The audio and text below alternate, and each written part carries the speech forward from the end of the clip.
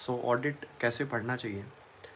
देखिए, वैसे तो इस बात का ज़िक्र मैंने पहले भी कई बार किया हुआ है, बट कोई नहीं, फिर से कर देते हैं। देखिए, सबसे पहली चीज़ जो आपको ये करनी है, अपने दिमाग से ये हटा दीजिए कि ऑडिट टफ़ है, हमसे होगा ही नहीं, ऑडिट हमें फ़ेल करा देगा।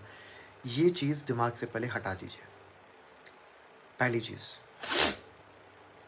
दूसरी चीज़, ऑडिट आपको हमेशा बोल के पढ़ना है, हमेशा बोल के पढ़ना है। और ऑडिट कोई ऐसा सब्जेक्ट नहीं कि एक बार पढ़ लिया, ख़त्म, एक बार पढ़ लिया, आप सीधे एग्ज़ाम में देखेंगे, नहीं। ऑडिट ऐसा सब्जेक्ट है जो आपको बार-बार रिवाइज़ करना पड़ेगा। देखो, अगर मैं अपनी बात करूँ, ठीक है? मैं जब स्टूडेंट था, तो मैं क्या करता था, आज मुझे चैप्टर 1 पढ़ना है। मैं चैप्टर 1 को खोला और बोल-बोल के पढ़ता था।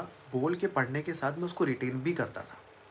जैसे मैंने 1 पेज पढ़ा, से सपोज़ मैंने 1 पेज पढ़ा, बोल के पढ़ा और उसको हिंदी में ट्रांसलेट किया, समझा और यहाँ रिटेन किया।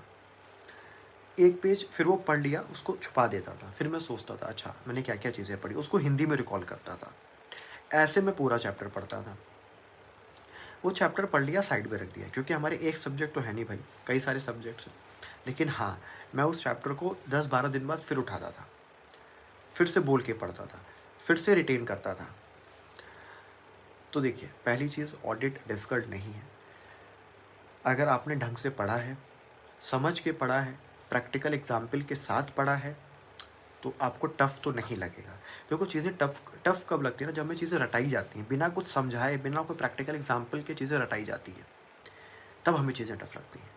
लेकिन आपने चीज़ें समझी हैं, प्रैक्टिकली समझी हैं, हर एक चीज़ का होता है ना, प्रैक्टिकल इम्प्लीकेशन समझा है, तो मज़ा आएगा आपको।